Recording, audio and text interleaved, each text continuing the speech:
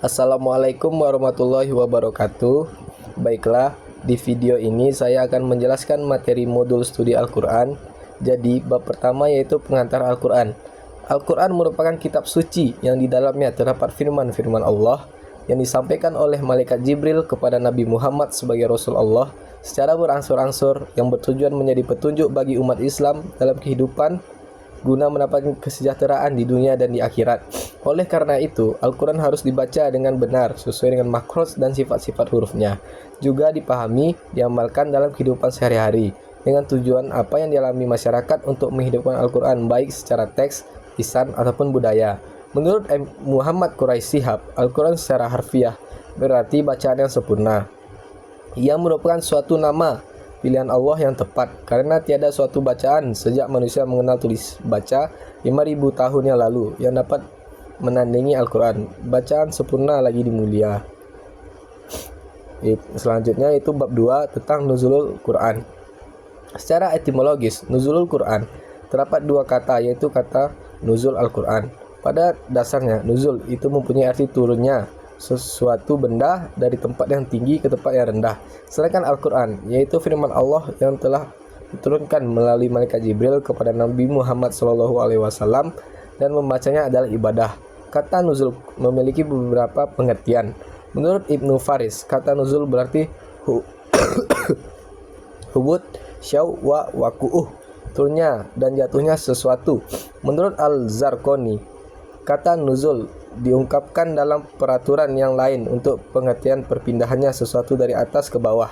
Adapun tahap-tahap turunnya Al-Quran ada 3 tahap, yaitu tahap pertama, Al-Quran diturunkan atau ditempatkan di Lauh Mahfud, yakni suatu tempat di mana manusia tidak bisa mengetahuinya secara pasti.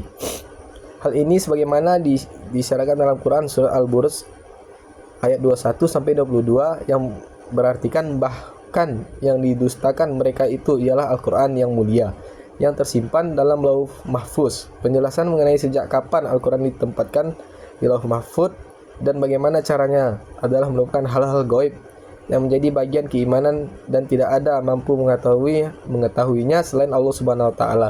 Dalam konteks ini, Al-Quran diturunkan secara sekaligus maupun secara keseluruhan. Hal ini didasarkan pada dua argumentasi. Yang pertama itu karena lahirnya nas pada ayat 21 dan 22 surah Al-Buruj tersebut tidak menunjukkan arti berangsur-angsur. Kedua, karena rahasia atau hikmah diturunkannya Al-Quran secara berangsur-angsur tidak cocok untuk tanazul tahap pertama tersebut. Dengan demikian, turunnya Al-Quran pada tahap awal yaitu Lauh Mahfuz dapat dikatakan secara sekaligus dan tidak berangsur-angsur. Tahap kedua, Al-Quran turun dari Lauh Mahfuz ke Baitul Izzah di sama al-dunya atau langit dunia, yakni setelah Al-Quran berada di Lauh Mahfuz, kitab Al-Quran itu turunnya ke Baitul Izzah di langit dunia atau langit terdekat dengan bumi ini. Banyak isyarat maupun penjelasannya dari ayat-ayat Al-Quran maupun hadis Nabi SAW antara lain sebagai berikut. Dalam surah Ad-Dukhan ayat 1-6 yang berartikan Hamin demi kitab Al-Quran yang menjelaskan sesungguhnya kami menurunkan pada suatu malam yang diberkahi dan sesungguhnya kamilah yang memberi peringatan. Jadi pada malam itu dijelaskan segala urusan yang penuh hikmah, yaitu urusan yang besar dan dari sisi kami. Sesungguhnya kami adalah yang mengutus rasul-rasul sebagai rahmat dari Tuhanmu. Selanjutnya itu tahap ketiga, Al-Quran turun dari Baitul Izzah di langit dunia langsung kepada Nabi Muhammad SAW, yakni setelah wahyu kitab Al-Quran itu pertama kalinya ditempatkan di Lauh Mahfuz. Lalu keduanya diturunkan ke Baitul Izzah di langit dunia. Kemudian pada tahap ketiga Al-Quran disampaikan langsung kepada Nabi Muhammad SAW dengan melalui perintah malaikat Jibril. Dalam hal ini diantara lain tersebut dalam Quran surat Asy-Syura ayat 193 sampai 194. Selanjutnya itu surat Al-Furqan ayat 32 sebagai berikut, artinya yang berarti Al-Quran itu dibawa turun oleh Ar-Ruh atau Al-Amin atau juga disebut dengan Jibril ke dalam hatimu atau Nabi Muhammad SAW agar kami menjadi salah seorang di antara orang-orang yang memberi peringatan. Dan menurut arti dari Quran surat Asy-Syura ayat 193 sampai 194 yang berartikan berkatalah orang-orang kafir, mengapa Al-Quran itu tidak diturunkan kepadanya sekali turun saja. Demikianlah supaya kami perbuat hatimu dengan, dan kami menurunkan dan membacakan kelompok demi kelompok. Asbabun nuzul atau boleh juga disebut asbabun nuzul merupakan salah satu cabang ulumul Quran yang khusus berkaitan dengan turunnya ayat-ayat Al-Quran dalam hal tertentu. Secara bahasa, perkataan asbabun nuzul berarti sebab turun-turunnya ayat Al-Quran. Selanjutnya itu bab 3. Bab 3 yaitu surat dan ayat Al-Quran. Secara bahasa, kata surat memiliki arti tempat, kedudukan, dan pagar. Sedangkan menurut istilah, yaitu sekumpulan ayat-ayat dalam Al-Quran yang berdiri sendiri dan mempunyai permulaan dan akhiran. Artinya setiap surat dalam Al-Quran memiliki awal dan akhir yang berbeda. Karena di samping itu, setiap surat memiliki panjang yang berbeda-beda. Contohnya itu surat terpendek yaitu surat Al-Kautsar dengan jumlah 3 ayat, dan surat terpanjang yaitu surat Al-Baqarah dengan jumlah 286 ayat. Dalam pembagiannya, surat Al-Quran dibagi menjadi 2 bagian, yaitu surat Makkiyah dan surat Madaniyah. Surat Makkiyah yaitu surat Al-Quran yang diturunkan di kota Mekah sebelum Nabi Muhammad hijrah ke kota Yastrib, atau yang disebut sekarang yaitu kota Madinah, yang diturunkan selama 12 tahun, 5 bulan, 13 hari. Namun setelah Nabi SAW bermukim di tempat di kota Yastrib, nama kota Yastrib berubah menjadi kota Madinah. Dan surat Al-Quran yang diturunkan di kota Madinah disebut juga surat Madaniyah, diturunkan selama 9 tahun, 9 bulan, dan 90 hari. Materi selanjutnya itu bab 4 yaitu tentang wahyu. Wahyu diambil dari bahasa Arab dari kata bermakna isyarah atau petunjuk. Wahyu adalah pernyataan Allah yang diturunkan kepada para nabi atau para rasulnya untuk disampaikan kepada umatnya. Secara etimologi, wahyu berasal dari bahasa Arab yaitu waha, yahi, wahyan, yaitu tersembunyi dan cepat. Dengan demikian, wahyu mencakup beberapa definisi, yaitu bisikan atau bujukan Allah, insting binatang, isyarat yang cepat, bisikan syaitan, menyampaikan perintah. Selain itu, wahyu diartikan juga sebagai al-muha, isim ma'ful, dari kata waha yang berarti adalah bahasa Arab yang berasal dari kata waha, yahi, wahyan. Abu Al-Hasan Ahmad bin Faris bin Zakaria menyatakan bahwa kata yang terdiri atas huruf-huruf waw, ha, dan harfu illah ini mempunyai arti dasar penyampaian pengetahuan atau yang lainnya secara tersembunyi kepada orang lain. Al-wahyu sendiri berarti al-isyarah, yakni isyarat, dan wahyu itu dapat berbentuk tulisan dan juga surat. Muhammad Rashid Ridho menyimpulkan makna wahyu menurut bahasa adalah pemberitahuan tersembunyi yang cepat yang diarahkan kepada seseorang tidak diketahui oleh orang lain, termasuk di dalamnya ilham instintif atau ilham al-gharizi. Materi selanjutnya itu bab 5. Bab 5 yaitu isi pokok Al-Quran. Sumber akidah Islam adalah Al-Quran dan As-Sunnah. Artinya apa saja yang disampaikan oleh Allah dalam Al-Quran dan Rasulullah dalam sunnahnya wajib diimani, diyakini, dan diamalkan. Akal pikiran sama sekali bukan sumber akidah Islam, tapi merupakan instrumen yang berfungsi untuk memahami nas-nas yang terdapat kedua sumber tersebut dan mencoba kalau diperlukan membuktikan secara ilmiah kebenaran yang disampaikan oleh Al-Quran dan Sunnah. Itu pun harus didasari oleh suatu kesadaran penuh bahwa kemampuan akal sangat terbatas, sesuai dengan terbatasnya kemampuan semua makhluk Allah. Ajaran-ajaran tentang kepercayaan keimanan kepada Allah meliputi iman kepada para malaikat, iman kepada para rasulnya, iman kepada kitab-kitab yang turunannya, iman kepada hari akhir, dan iman kepada qadar dan qadar atau ketentuan-ketentuan yang telah digariskan oleh Allah. Termasuk juga pembasmian terhadap kepercayaan syirik, kufur, dan ateisme serta kemunafikan sampai ke akar-akarnya. Akhlak yang benar akan terbentuk bila sumbernya benar. Sumber akhlak bagi seorang muslim adalah Al-Quran dan As-Sunnah, sehingga ukuran baik atau buruk, patut atau tidak secara utuh diukur dengan Al-Quran dan As-Sunnah. Sedangkan tradisi merupakan pelengkap selama hal itu tidak bertentangan dengan apa yang digariskan oleh Allah dan Rasulnya. Menjadikan Al-Quran dan As-Sunnah sebagai sumber akhlak merupakan suatu kewajaran, bahkan keharusan, sebab keduanya berasal dari Allah dan olehnya manusia diciptakan. Pasti ada kesesuaian antara manusia sebagai makhluk dengan sistem norma yang datang dari Allah Subhanahu wa taala. Akhlak atau karakter yang sangat penting dimiliki oleh setiap manusia, sehingga ajaran Islam menempatkan akhlak dalam posisi yang sangat urgen dengan akidah. Oleh karena itu, akhlak perlu mendapatkan perhatian dan pembinaan yang serius sebagai pondasi bangunan sebuah masyarakat. Ibadah merupakan salah satu pokok ajaran dalam Al-Quran yang sangat mendasar dalam kehidupan seorang muslim. Selanjutnya itu bab 6 dan tentang mukjizat Al-Quran. Kata mukjizat dalam Kamus Besar Bahasa Indonesia diartikan sebagai kejadian ajaib yang sukar dijangkau oleh kemampuan akal manusia. Pengertian ini tidak sama dengan pengertian kata tersebut dalam istilah agama Islam. Kata mukjizat terambil dari kata bahasa Arab yaitu al-jaza yang berarti melemahkan atau menjadikan tidak mampu. Pelakunya atau yang melemahkan dinamai mujiz. Dan apabila kemampuannya melemah, pihak lain amat menonjol sehingga mampu membungkam lawan, ia dinamai mujizat. Tambahan i atau tak marbutoh pada akhir kata itu mengandung makna mubalak atau superlatif. Allah menganugerahkan para rasulnya mukjizat yang luar biasa untuk mengukuhkan kedudukan mereka. Mukjizat yang sesuai dengan kondisi kaum mereka pada masa Rasulullah akan akal manusia mulai memasuki fase penyempurnaan. Manusia mulai meneliti jalan menuju kematangan pola pikir. Kala itu bangsa Arab dikenal sebagai bangsa yang andal di bidang syair dan sastra, fasih dan lugas dalam berbahasa.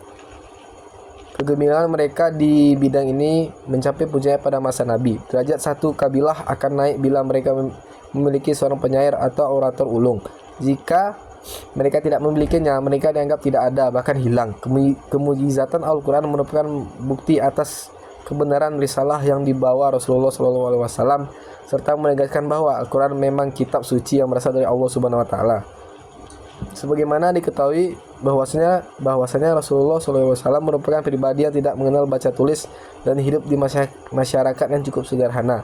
Tentu dengan kondisi ini demikian menjadi bukti Al-Quran merupakan kalam Allah Subhanahu Wa Taala. Selanjutnya itu bab 7 tentang bahasa spesifik Al-Quran. Aqsam adalah bentuk jamak dari qasam yang berarti al-hilf dan al-yamin, yakni sumpah. Sifat asli qasam ialah fi'il atau kata kerja aqsama atau al-ahlafa yang transifkan dengan ba menjadi muqsam bih, sesuatu yang digunakan untuk bersumpah. Kemudian muqsam alaih dinamakan dengan jawab qasam. Dalam Al-Quran terdapat beberapa ayat yang memberi penegasan pada suatu pernyataan.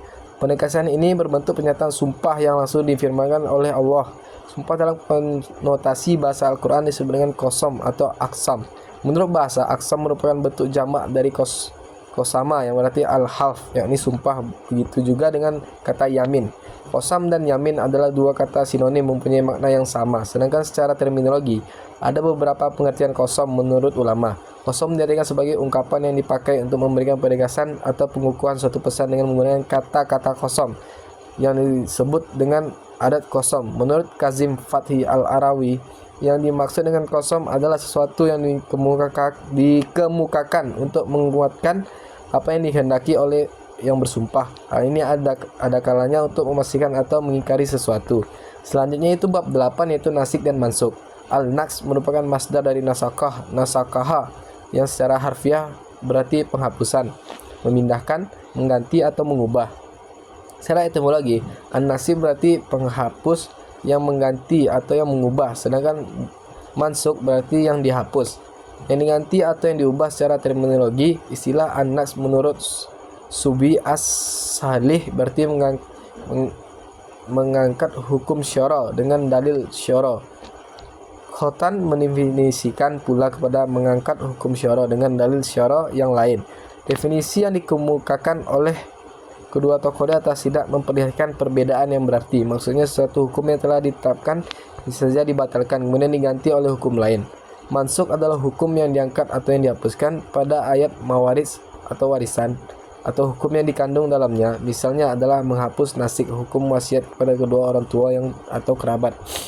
Hikmah nasik dan mansuk yaitu yang pertama memelihara kemaslahatan hamba, yang kedua perkembangan tasyrik menuju tingkat sempurna sesuai dengan pengganti perkembangan dakwah dan perkembangan kondisi umat manusia. Yang ketiga cobaan dan ujian bagi seorang mukhalaf apakah mengikutinya atau tidak. Yang keempat yaitu menghendaki kebaikan dan kemudahan bagi umat, sebab jika nasik dan masuk itu beralih ke hal yang lebih berat, maka dalamnya terdapat tambahan pahala. Jika beralih ke hal yang lebih ringan, maka mengandung kemudahan yang keringan. Selanjutnya itu bab 9, mukab, mukham dan mutasyabih.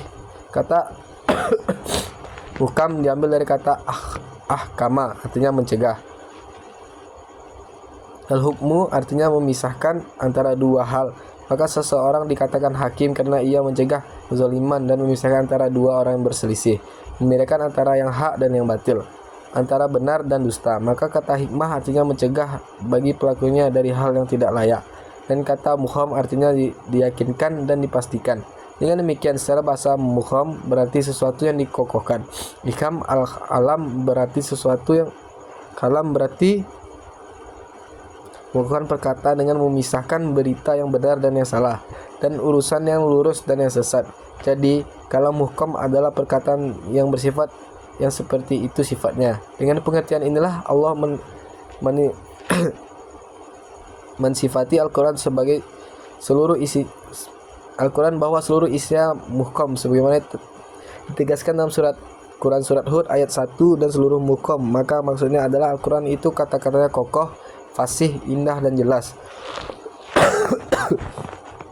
dan membedakan antara yang hak dan yang batil, dan antara yang benar dan yang dusta. Inilah yang dimaksud dengan al-ikham al-am atau mukham dalam arti umum. Tasyabih secara bahasa berarti tasyarub, yakni bila salah satu dari dua hal berupa dengan yang lain dengan syubhah, ialah keadaan di mana salah satu dari dua hal itu tidak dapat dibedakan dari yang lain karena adanya kemiripan di antara keduanya secara konteks maupun abstrak. Maka maksud dari firman Allah dalam surah Al-Baqarah ayat 25 adalah sebagian buah-buah dari surga itu serupa dengan sebagian yang lain dalam hal warna, tidak dalam hal rasa dan hakikat. Dikatakan pula mutasyabih adalah mutamatsil atau sama ataupun serupa dalam perkataan dan keindahan. Jadi tasyabuh al-kalam adalah kesamaan dan kesesuaian perkataan karena sebagian betul sebagian yang lain, sebagiannya membutuhkan sebagian yang lain. Dengan pengertian inilah Allah mensifati Al-Quran bahwa seluruhnya adalah mutasyabih. Selanjutnya itu bab 10 tentang mutlaq dan muqayyadah. Mutlaq adalah lafaz yang menunjukkan suatu hakikat tanpa sesuatu qaid atau pembatas. Jadi ia hanya menunjukkan kepada satu individu, tidak tertentu dari hakikat tersebut. Lafaz mutlaq ini pada umumnya berbentuk lafaz nakirah dalam konteks kalimat positif. Para ulama usul fikih berbeda-beda dalam memberikan pengertian mutlaq. Namun semuanya bertemu pada satu pengertian bahwa yang dimaksud dengan mutlaq ialah suatu lafaz yang menunjukkan hakikat sesuatu tanpa pembatas yang dapat mempersempit keluasan artinya. Misalnya kata meja, rumah, jalan. Kata-kata ini memiliki makna mutlak karena secara makna kata-kata tersebut telah menunjukkan pada pengertian makna tertentu yang telah kita pahami. Beberapa pendapat ulama tentang mutlak dan muqayyadah. Menurut Abu Zahra, mutlak ialah lafaz yang memberikan petunjuk terhadap modhunya sasaran atau sasaran pengguna lafaz tanpa memandang kepada satu, banyak atau sifatnya, tetapi memberi petunjuk kepada hakikat sesuatu menurut apa adanya. Bentuk mutlaq dan muqayyadah yang disepakati berikut adalah mutlaq dan muqayyadah yang disepakati oleh para ulama. Yang pertama itu hukum dan sebabnya sama. Di sini para ulama sepakat bahwa wajibnya memberi lafaz mutlaq kepada muqayyadah. Yang kedua itu hukum dan sebabnya berbeda. Dalam hal ini para ulama sepakat wajib lakukan masing-masing lafaz. Ini mutlaq tetap pada kemutlakannya dan muqayyadah tetap pada kemuqayyadahnya. Yang ketiga itu hukumnya berbeda sedangkan sebabnya sama. Pada bentuk ini ulama sepakat pula muqayyadah masing-masing tetap berlaku pada kemutlakan kemuqayyadahannya. Yang selanjutnya itu bab 11 tentang mantuk dan mafhum. Muhammad Nur Harisuddin dalam kitab ilmu usul fikih 1 menjelaskan mantuk adalah lafaz yang kandungan hukumnya dipahami dari apa yang diucapkan. Dengan kata lain, mantuk adalah makna yang tersurat. Contohnya diharamkan bagi kamu makan bangkai. Mantuk adalah ayat ini adalah bangkai, itu hukumnya haram. Mantuk zahir ialah lafaz yang menunjukkan sesuatu makna yang segala difahami ketika diucapkan, tetapi disertai kemungkinan makna lain yang lemah. Jadi zahir itu sama dengan nas dalam hal menunjukkan kepada makna yang berdasarkan pada lafaz saat diucapkan. Mafhum mukhalaf terbagi menjadi 3 bagian, yaitu mafhum yang pertama itu mafhum sifat, yang dimaksud ialah sifat manawi, seperti musyitak dalam ayat, hai orang-orang yang beriman, jika datang kepadamu orang fasik membawa suatu berita, maka periksalah dengan teliti. Quran surah Al-Hujurat ayat 6. Dapat dipahami dengan kata fasik atau orang fasik ialah bahwa yang tidak fasik tidak wajib diteliti beritanya. Ini berarti bahwa berita yang disampaikan seseorang yang adil wajib diterima. Jadi saja hal atau keterangan keadaan. Misalnya firman Allah, hei orang-orang beriman, janganlah kamu membunuh binatang dan mereka buruan ketika kamu sedang diihram, dan barang siapa di antara kamu membunuhnya dengan sengaja, maka dendanya ialah mengganti dengan binatang ternak seimbang dengan buruannya yang dibunuhnya. Quran surah Al-Maidah ayat 55. Ayat ini menunjukkan tiadanya hukum bagi orang yang membunuhnya karena tidak sengaja, sebab penentuan sengaja dengan kewajiban membayar denda menunjukkan tiadanya kewajiban membayar denda dalam membunuh binatang buruan tidak sengaja. Yang selanjutnya itu adab bilangan. Misalnya musim haji adalah beberapa bulan yang dimaklumi. Surah Al-Baqarah ayat 197. Mafhumnya ialah bahwa melakukan ihram untuk haji di luar bulan-bulan itu tidak sah, dan deralah mereka yang menunduh zina itu 80 kali dera. Surah An-Nur ayat 4. Mafhumnya ialah mereka tidak boleh didera kurang atau lebih dari 80 kali. Selanjutnya itu bab 12 tentang ilmu munasabah. Memahami keterkaitan korelasi antara yang satu dengan yang lain sebagai satu kesatuan merupakan sebuah keniscayaan dalam konteks Al-Quran. Pemahaman terhadap ayat yang satu dengan yang lain, surah yang satu dengan yang lain sebagai sebuah kesatuan yang terkoneksi antara satu dengan yang lainnya adalah merupakan studi yang mesti dipelajari. Para ahlinya mengistilahkan studi ini dengan nama munasabah. Munculan ilmu tentang munasabah, interkoneksi ayat dan surah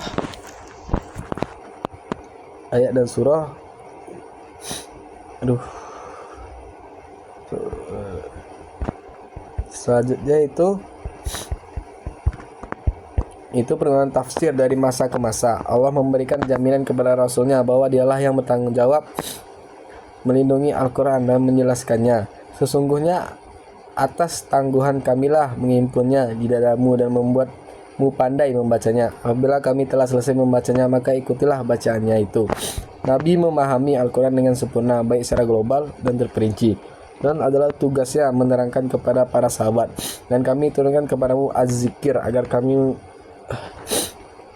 menyatakan kepada umat manusia apa yang telah diturunkan kepada mereka supaya mereka memikirkan. Surah An-Nahl ayat 24. Para sahabat juga dapat memahami Al-Quran karena Al-Quran diturunkan dalam bahasa mereka, sekalipun mereka tidak memahami detail-detailnya. Ibnu Khaldun dalam mukadimahnya menjelaskan Al-Quran diturunkan dalam bahasa Arab sesuai dengan tata bahasa mereka. Karena itu semua orang Arab memahaminya dan mengetahui makna-maknanya baik dalam kosakata maupun dalam struktur kalimatnya. Namun demikian, mereka berbeda-beda dalam tingkat pemahamannya, sehingga apa yang tidak diketahui oleh seseorang di antara mereka boleh diketahui oleh orang lain.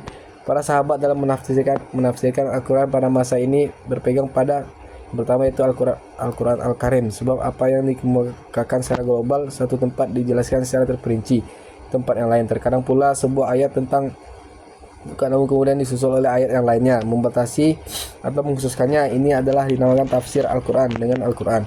Penafsiran ini cukup banyak, contohnya misalnya kisah-kisah dalam Al-Quran yang ditampilkan secara ringkas dan beberapa tempat kemudian tempat lain datang urainya panjang. Misalnya, dihalalkan bagimu binatang ternak kecuali yang dibacakan kepadamu, yaitu surat Al-Maidah ayat 1, dan diharamkan bagimu bangkai, surah Al-Maidah ayat 3. Contoh lain yang tidak dapat dicapai oleh penglihatan, surah Al-An'am ayat 103.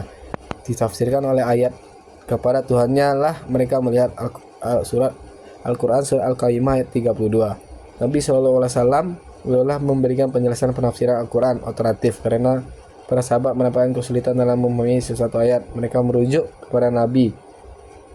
Ini Ibnu Mas'ud diriwayatkan, ia berkata, ketika turunnya ayat ini, orang-orang yang beriman tidak mencampurkan imannya kepada kezaliman. Ya, mungkin cukup sekian dari saya. Assalamualaikum warahmatullahi wabarakatuh.